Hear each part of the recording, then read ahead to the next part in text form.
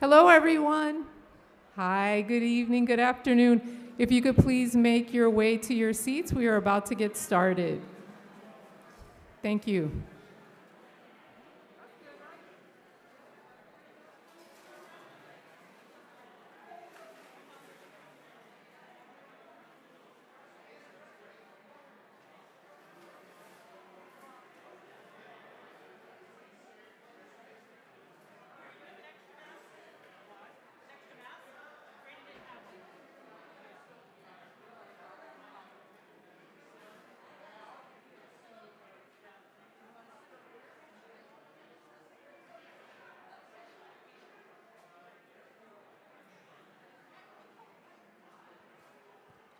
Sí, sí.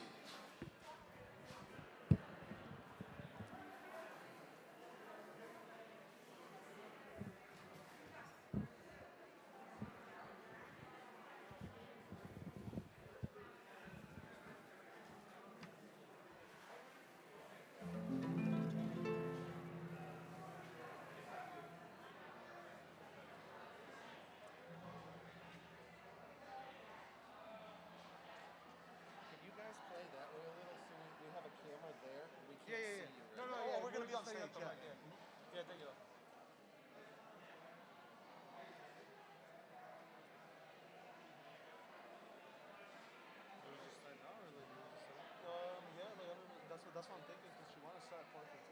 Yeah. Ahorita a ver si nos dice algo. So they can take the seats.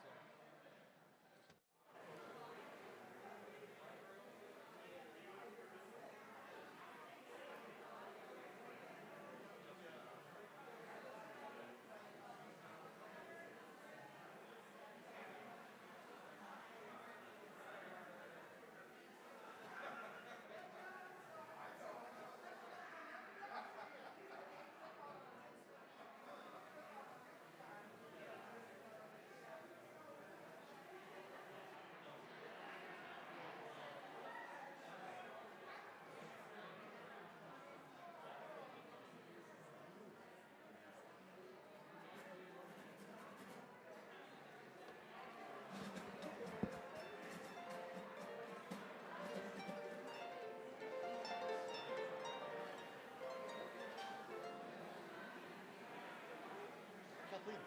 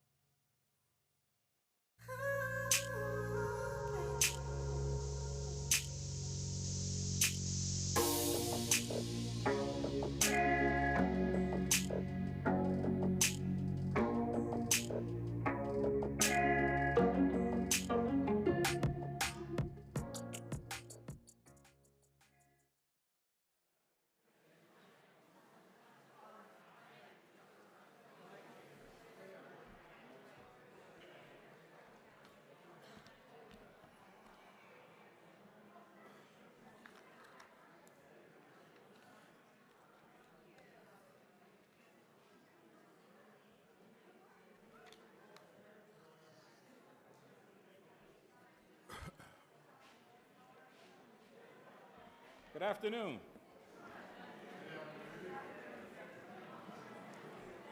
Can I have your attention, please? Good afternoon. Can you turn? That's what it is. You turn off your cell phones, please, or mute them, and we can get this program underway. Okay. I am Nick Norcott. I am the chairperson of the Board of Directors, Board of Trustees, whatever you want to call it. If you see in the program, it says Flemming L. Norcott Jr. I'm the same person, but nobody, I mean nobody, calls me Flemming. And if you do, you haven't known me very long. I want to first welcome everyone here who's in attendance, but also those who are doing this virtually or online. We appreciate so much the fact that you've taken your time to come and join us on this very auspicious occasion. It's been, Will tells me, and we were just recalling, it's 3 years ago since we had our last in-person annual meeting. We've had one online, but it's not the same. Being here, I'm sure the clouds can't dampen the joy we all feel in revisiting this really great occasion. It's a celebration because we've come through some very tough times. We've all struggled with various aspects of our lives. The foundation has muddled through and struggled and kept afloat the good work that we do, I think. And we are here again in celebration, as I said, and I hope you all can share in the joy that I personally feel. I want to give thanks to our friends. Muchas gracias a nuestros amigos. Marachi, Mexico Antiguo. Muchas gracias, señores.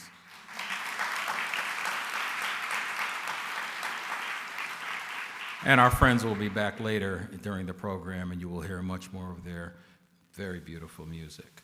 I want to give my thanks also to my fellow board members, some who are here and present. If they would stand, Valerie Schultz-Wilson, please. Heather Tooks. Fernando Muñiz. And all those who could not make it but are online. I want to give a special thanks to my vice chair, Marcela Nunez-Smith, Dr. Marcela Nunez-Smith. And I can tell you, without her supporting me,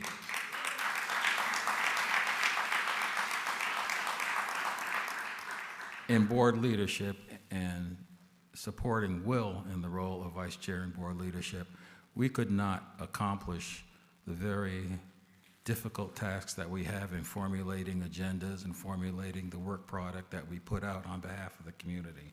So thanks to Marcella. I want to also give thanks to any former board members. Could they stand, please? Any former board member? Dave, I see. Kellyanne, I see. Emily, I see. And I want to thank them for their participation too. Their conversations that they've had with me have been invaluable in helping me over these 7 years, which I've spent on this board. This is my last year on the board, my last year as chair, but they have been incredibly helpful to me, as have all the staff and board members and Will himself. I want to give thanks to our donors, our partners, our friends and supporters, who what I call make up the foundation family. Because indeed, I regard it, and I tell the staff and board all the time, I regard this as one big family. I've been a part of a lot of boards and a lot of organizations, but I've never been a part of anything like the Community Foundation of Greater New Haven. It is a family, and it is truly a great family that work together. Now, all families have their bumps in the roads, and we have our bumps in the roads too, and sure, you've seen some, or you think you've seen some. But, like all families, we work it out. And like families, if you have suggestions to help us better ourselves, please give them to us, because we're not so bold or brave to think that we have all the answers and can do this by ourselves. Years ago, when I was a much younger man, when I had less gray hair than now, there was a cartoon in the newspaper. Walt Kelly was the cartoonist, and he penned a character called Pogo Possum. Now, some of you who are a little too young won't remember Pogo Possum, but some of you who are nodding your heads do remember. Well, this possum had a great ability to develop and deliver witticisms about the social condition around which he found himself. And one of his famous sayings was this. He said, in observing the social condition, "We have met the enemy, and it is us." Well, with all deference to Pogo and his brilliance, and I think he could be well spot on given the racial, political, and social struggles and divisions that we see in our country today, I think his witticism is inapplicable to the Foundation family and those who support us. We're truly honored to have so many of you here today in support of the work we do on behalf of the Greater New Haven community. Further thanks go to our CEO and President, Will Ginsberg, whom you'll hear from a little bit later, and his talented staff for all the dedicated and tireless work they do on behalf of you all and everyone else who supports us. And I don't want to embarrass them, but if all the staff people could either stand up or raise their hands so people know who you are in the back and whatnot, they are famous for what they do. And again, we could not do it without them. Finally, I want to give thanks to our nonprofit organizations, without whom much of the needed services that they deliver to the community, to those most in need, without them, I don't know where we'd be. The nonprofit community, which we support wholeheartedly, are the heartbeat, it seems to me, of this Greater New Haven community, of the state of Connecticut, in fact. And I think we all should give them a big round of applause for all the nonprofits.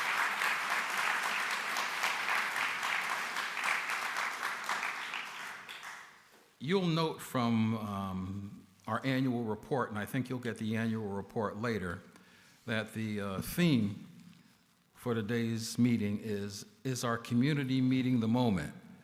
Well, the obvious question to me when I read that was, what's the moment? And for us at the Foundation, the moment is one of transformation.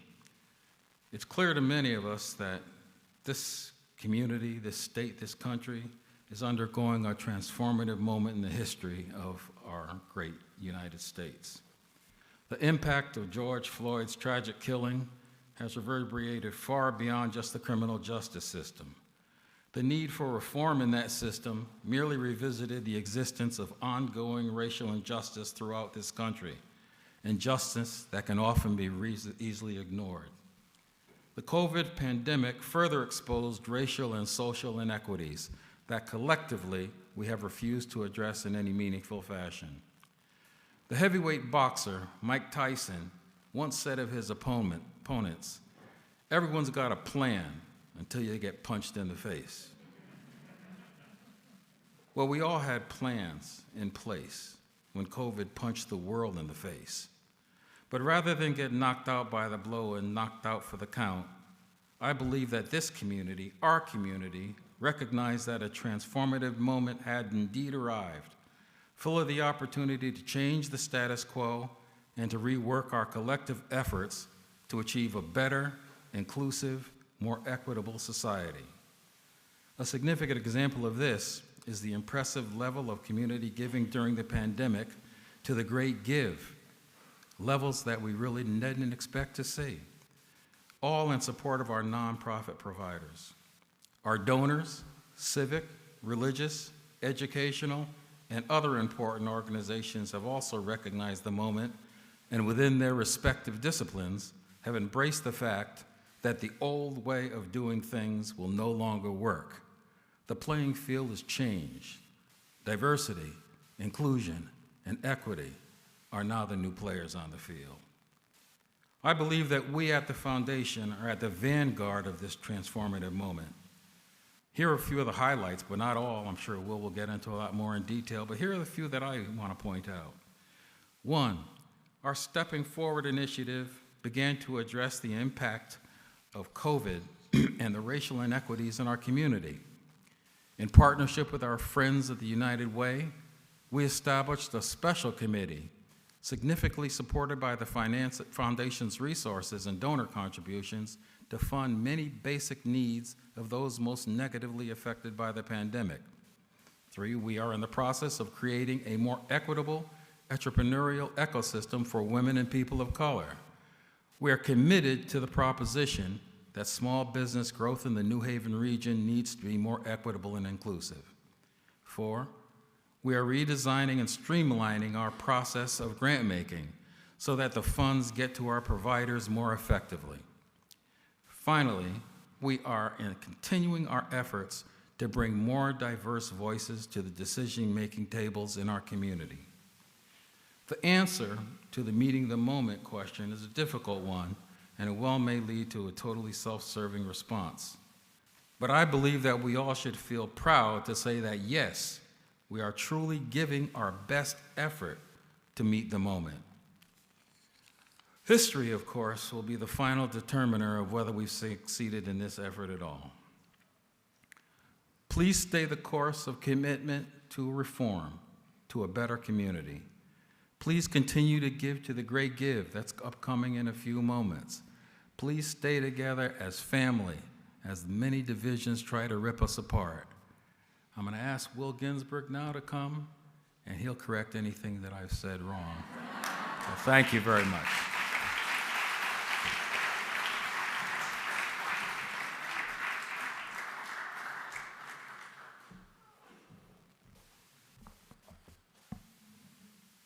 Glasses.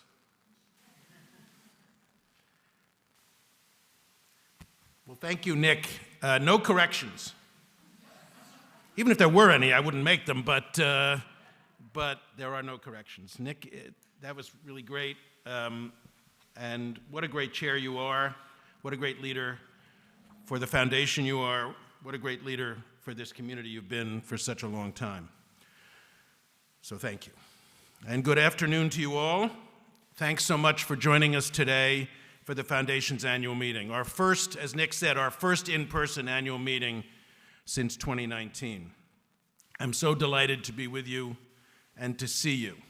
Many dear friends, longtime friends, seeing for the first time face-to-face in more than 2 years. And I'm equally delighted knowing that many good friends are joining us remotely. So I extend a warm welcome to you all. Being with you has put a smile on my face this afternoon, and now that I've taken my mask off, you can actually see that. I thank you for being masked, too. It's one of the things we can do to keep our community safer. I also want to say a special thank you, although I'll do it in English, to Mariachi Mexico Antiguo for that wonderful opening music, and we will hear from them after the program. And thank you again, Nick. So today we celebrate our togetherness, both in person and electronically. 26 months and counting into this terrible pandemic, our connections to one another and to all that we hold dear in this community are proving strong enough to overcome our separation. Our very being as a community has been tested these past 2 years. Yet here we are, together again, and working together, as always, to build the community of opportunity and equity that we all want to see. I say that today with heartfelt gratitude for the commitment and generosity of so many people in our community. We are truly all leaning on each other. For the foundation, our gratitude starts with you all. You are our inner circle. You are our fellow travelers in the work of community. Your names and the names of your institutions are those inscribed with gratitude in the donor and grantee listings in our new annual report that you'll receive on your way out this evening, and please pick one up. We are proud and honored to be associated with all you do and all you give. I can't thank you enough. Nearly 2 years ago, in early June of 2020, we were in the depths of COVID, and violence was erupting across the country following the murder of George Floyd. It was a time of unprecedented isolation, fear, loss, uncertainty, inequity, and injustice. Yet even at that dark moment, the Foundation's annual message to our community was one of confidence. And that confidence has proven to be well-founded. We have much to be proud of in the ways in which our community has responded to the urgent needs of this crisis time. Over these last 2 years, so many in our community have shown the courage, the personal courage, and the generosity that have enabled us to care for the sick and needy among us. And beyond that, we have also much to be proud of in the ways that the crisis of COVID has proven to be a departure point for reimagining the future of Greater New Haven. As Nick said, we are putting our commitment to greater equity at the center of our common vision of what we can be post-COVID. And we've taken big forward steps to build an even stronger post-COVID economy for the future. Equity and opportunity. So we're not just still here. We're passing the historic test of COVID and we're moving forward. A year ago, last year, I entitled my annual meeting remarks, "A Time of Transformation?" This year, I've dropped the question mark. These remarks are entitled, "A Time of Transformation, period." Transformation is demanded of us. In revealing the deep structural inequities in our most fundamental social and economic systems, COVID's lesson is that progress means doing things very differently. Many have said this. Many have made commitments. The question for 2022 is whether these commitments will be realized. The question for all of us is whether our community is truly meeting the moment. 2 years on, like Nick Norcott, I believe we are. From where we sit at the foundation, we see real fundamental change. A new and much more diverse generation of leaders, some established, some just emerging, are offering bold new ideas and new ways of thinking about our challenges and our opportunities. These changes are just beginning. They're at an early stage. Meaningful change is always difficult, uneven, and fitful. There can be pushback. Certainly, we are seeing ugly and divisive reaction at the national level.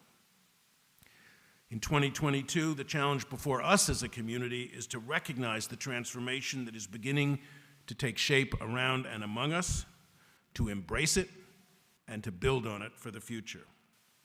Our new annual report says this right up front, right on the inside of the cover. Quote, "This can be a time of transformation. Whether we make it so here in Greater New Haven will determine much about the future of our community." In other words, the stakes are high, and this is the moment. The foundation is doing all we can to meet this challenge. We are committed to utilizing the community's charitable resources as a force for transformation. And the foundation is in a strong position to do so. Stepping forward, our 3-year, $26 million initiative to respond to COVID and advance racial equity launched in 2021. It provides us with the resources to transform our work even as we continue and expand our legacy roles. It is funded by an unprecedented supplemental extraction from our discretionary endowments and by the very generous support of our donors. Due to stepping forward, in 2021, the amount of foundation discretionary community spending was the highest of any year in our history. Your annual report describes 3 areas in which we see this real fundamental change taking shape. Allow me to summarize. First, cultural equity. Look at what's happening in our community. With new leaders in place, our community's cornerstone arts institutions are more than ever about showcasing and connecting with the wide diversity of our cultural traditions. City government in New Haven has a new blueprint for our cultural future that proclaims, quote, "Art is necessary, most of all as a conduit to propel us toward diversity, equity, inclusion, and justice," close quote. And extraordinary young studio artists from around the world are coming to Henry Street in Dixwell, in the Dixwell neighborhood, to learn, to connect, and to develop their talents. Our community's arts and cultural treasures have long been a point of great pride. That's not new, often cited for and touted for their economic impact. Today, the focus is on how the arts can promote cross-cultural understanding to build a stronger community. Today, the focus is on cultural equity. The foundation is very much in the midst of this shift. One example is our new grant program, REACH, launched this past year. REACH stands for Racial Equity and Creative Healing Through the Arts. Developed in partnership with the Arts Council, REACH is providing more than $500,000 in 2-year support to 17 artists of color and arts organizations to create cultural experience centered on racial justice, collective healing, and youth development. 4 of our REACH grantees are highlighted in the annual report. Second, change makers. Again, look what's happening in our community. A new generation of social sector leaders are bringing diverse perspectives and different life experiences to the work of community. Community organizing is increasingly central to the work of the sector. One example we cite in our annual report is the New Haven High School students who were leaders in the work to make Connecticut the first state to enact legislation requiring the teaching of African American and Latinx studies. So today, a new narrative is beginning to be written about what we aspire to be as a community and how we can achieve it. And the foundation is very much in the midst of this transformation, too. Building on the long-term success of our nonprofit capacity building work, we have provided racial equity workshops and trainings to staff and board members from more than 90 local nonprofit organizations this past year. Building on the long-term success of our neighborhood leadership program, in 2021, we launched a new nonprofit management program for emerging leaders of color in the local social sector with grants totaling more than $350,000. The initial cohort of 10 extraordinary individuals is a showcase for the bright future of community building efforts here in our community. And third, inclusive growth. Again, look what's happening in our community today. New Haven Promise scholars are returning here with college degrees and community commitment, and they're finding opportunities to build their lives here. Mega-scale bioscience projects are approved unanimously by the Board of Alders and are or soon will be under construction. Entrepreneurship and innovation are increasingly driving local growth strategies, with a new ecosystem of support taking shape from the actions of large institutions like Yale University and Grameen America and small local grassroots players as well. The Greater New Haven Chamber of Commerce has full-time staff devoted to promoting inclusive growth. And Yale University and the City of New Haven have committed to launch a new Center for Inclusive Growth as a centerpiece of their new community partnership. So today, inclusive growth is beginning to replace economic development on the short list of our community's major priorities. And the foundation is also in the middle of this transformation. Our decade of leadership support for New Haven Promise and Concat Concorp is bearing fruit as those organizations reshape how our community thinks about economic goals. For the first time this year, we're doing dedicated grant making to support programs that prepare residents from historically underserved communities for jobs in local growth sectors.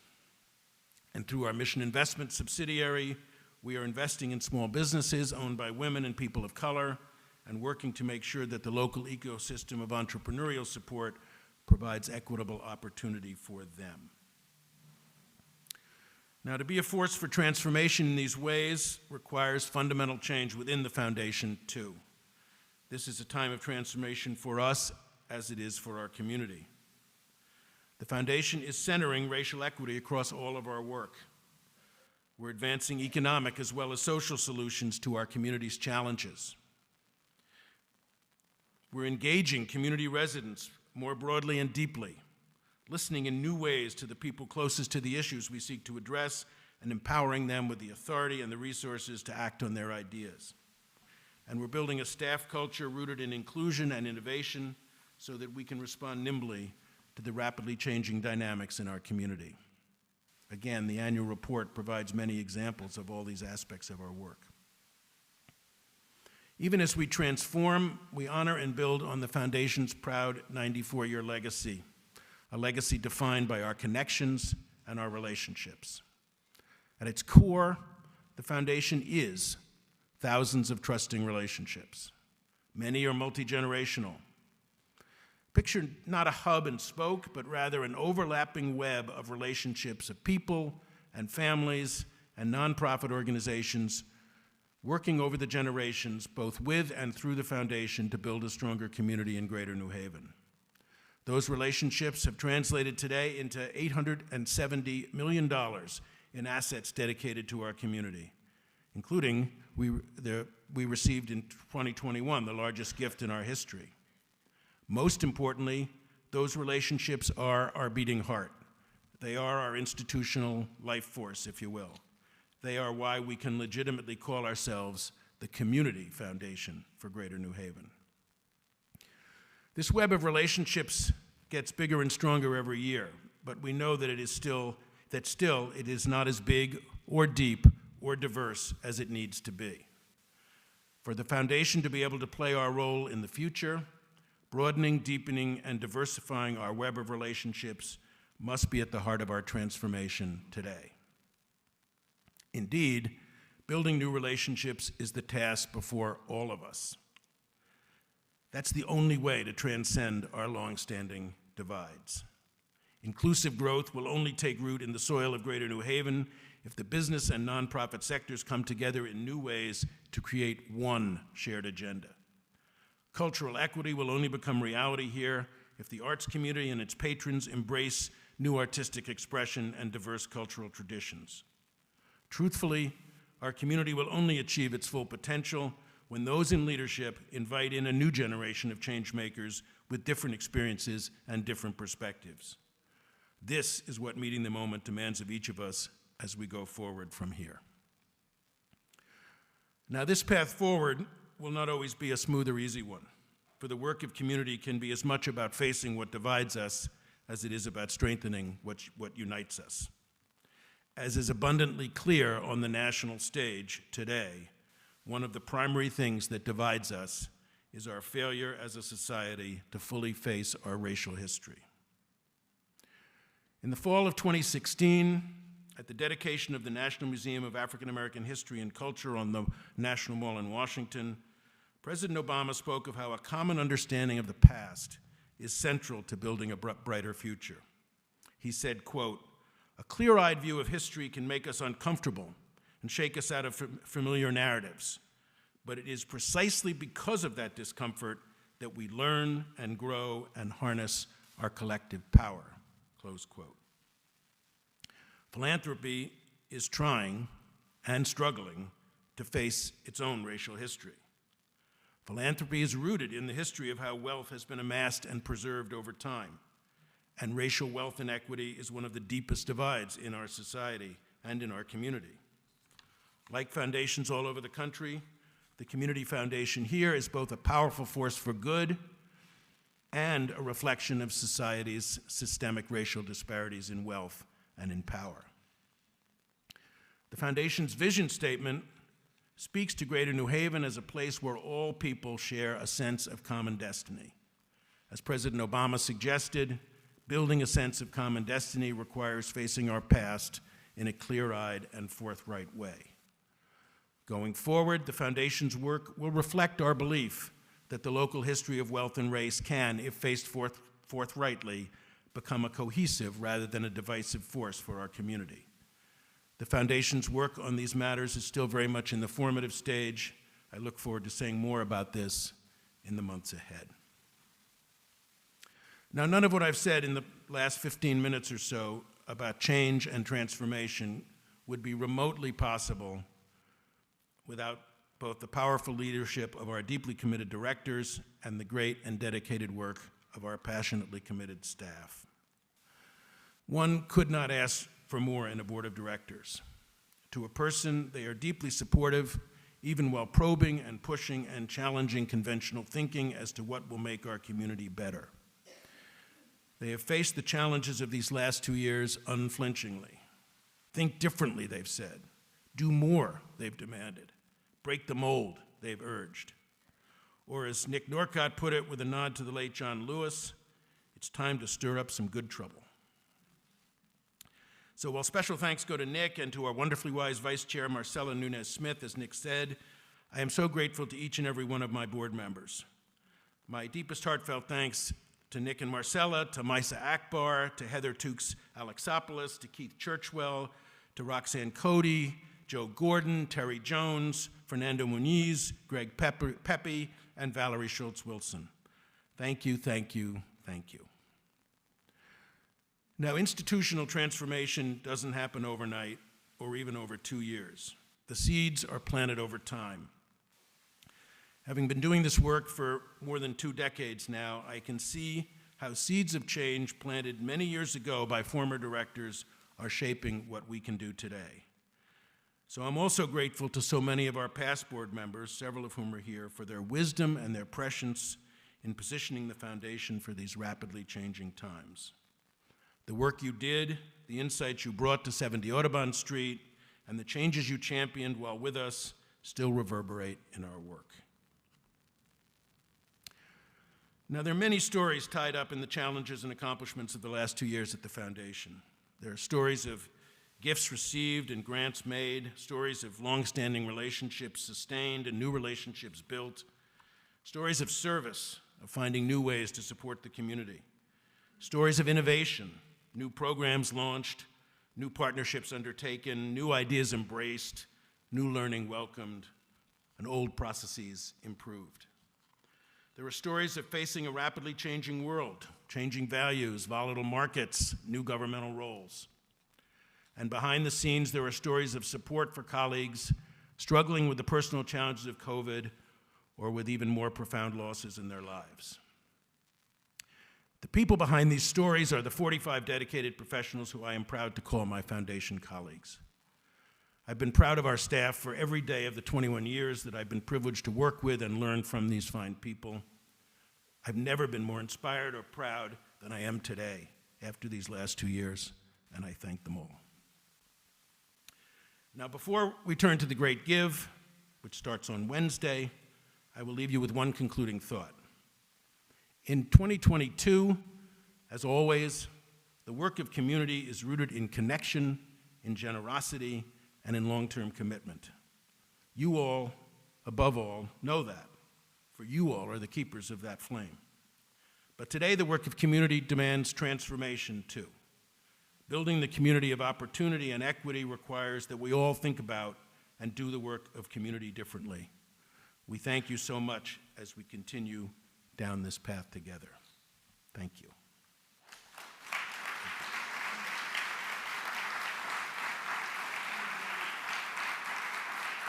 Thank you very much.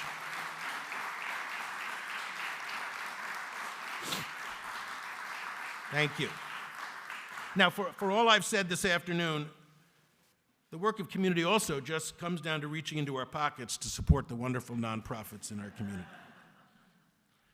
These organizations truly do the frontline work of community. They deserve the community support, as you all know. They need the community support, as you all know. Giving is great at any time, but there is a special moment each year that is the greatest time to give. This is another way of meeting the moment. And Wednesday and Thursday of this week is that moment. It's the Great Give 2022.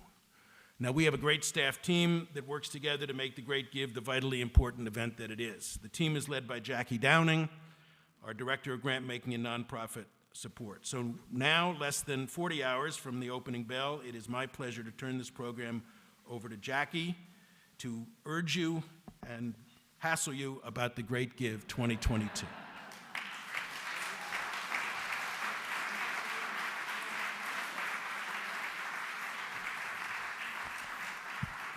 And that is what I do so well.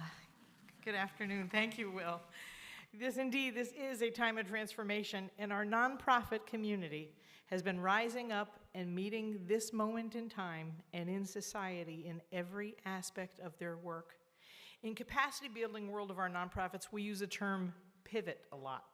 Organizations have pivoted in the way they are presenting their programs and services, pivoted to be safe, to step up to meet the increasing needs of our community, and to transform their organizations and their work to be more reflective of the community we share, more inclusive, and more equitable. Honestly, they may not have always done a business plan and a cost analysis of these changes. They responded in the moment and took prudent but decisive actions and made change. Now, with the Great Give, we have the opportunity to recognize the risks they've taken, the service they provided, and the leadership they've shown in pivoting to new ways of doing business. Without hesitation, our nonprofits provided services when our friends and neighbors couldn't pay. They entertained us online at no charge when we couldn't go to the theaters. They kept our kids learning and sharing when we couldn't pay for them to go to community centers. They provided for the basic need of food and people who found themselves food insecure for the first time, and delivered to the elderly who couldn't gather in group settings for meals. The Great Give is our chance to step up and say thanks. Giving is open now, but the big event kicks off May 4th, Wednesday morning at 8 a.m., and you have 36 hours to support all of the organizations that you can. We have more than 500. I wrote this at 500. We now have 508. We have 508 local nonprofits, and as they clear their banking, we may have a few more in the Great Give. But these are 500 employers. These are 500 service providers, 500 local groups of our friends and neighbors we rely on every day.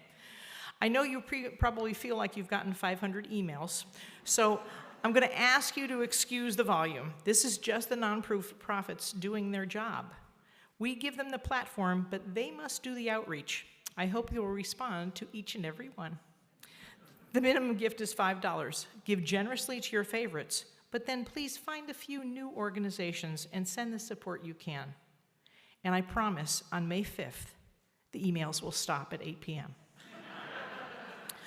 Along with more organizations than ever, we have more prizes and matches. $268,500 in matching and cash prizes. Our generous sponsors each direct their matches to different service sectors. So in addition to the match money from the Community Foundation and the Valley Community Foundation, many organizations have other sponsored matches.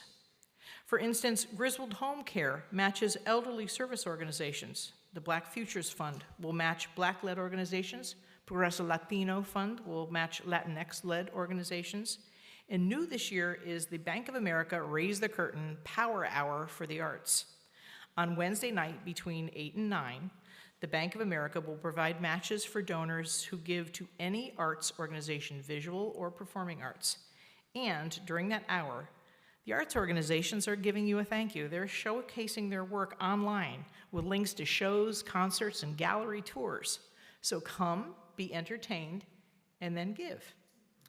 We also welcome this year new prizes, a new prize from the Madison Foundation. They joined Branford and Guilford Foundation, and prizes that are awarded based on hometown donors. So if you live in Madison, Guilford, or Branford, please give to your hometown organizations and give to your favorites. So more prizes and matches than ever, but it takes donors to earn them, and that's where you come in. Go to thegreatgive.org tomorrow, today, May 4th and 5th, and give. This afternoon, I'm drawing 3 winners. Each will get 2 $100 gift cards to use in the Great Give. We ask that the winners use one to give to their favorite organization and one to make a gift to a new organization. So I'm going to do that drawing now, and then I'll tell you who the winners are.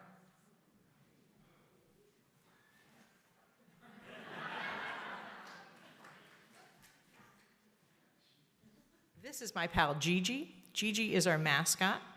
She's an acorn, a small thing that makes big thing grow. $5 donations come together. We had 15,000 donors that did almost $3.5 million last year. It doesn't work with a lot of people. So Gigi will make us grow.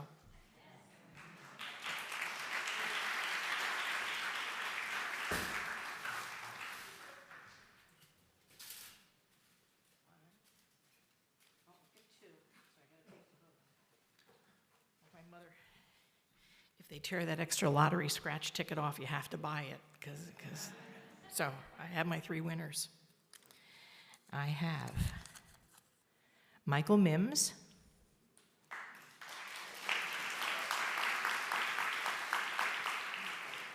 Carolyn Vermont,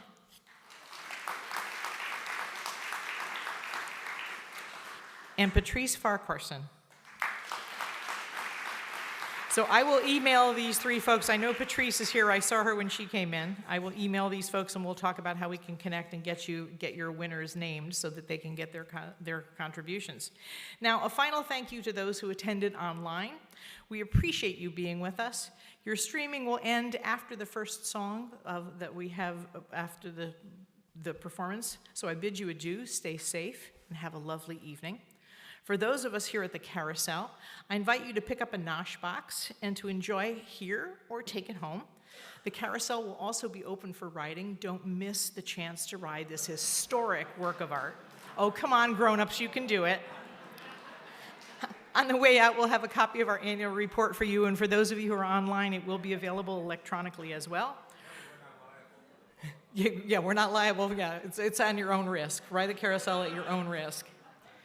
Earlier, you enjoyed Saul Olivas and Jose Robles from the Mariachi Mexico Antiguo. Please welcome them back with fellow artists Rodbel Birula, Vicente Gomez, Andrea Cabrera, and David Cervantes. On behalf of the Community Foundation, thank you for joining us. Have a pleasant evening. See you in the Great Give.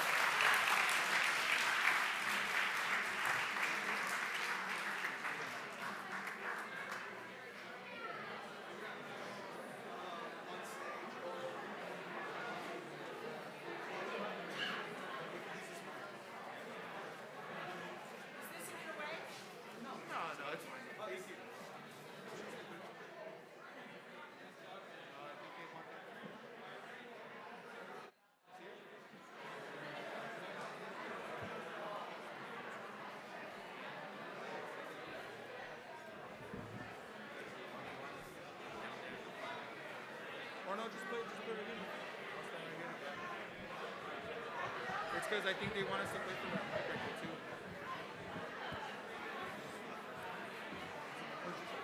Reagan.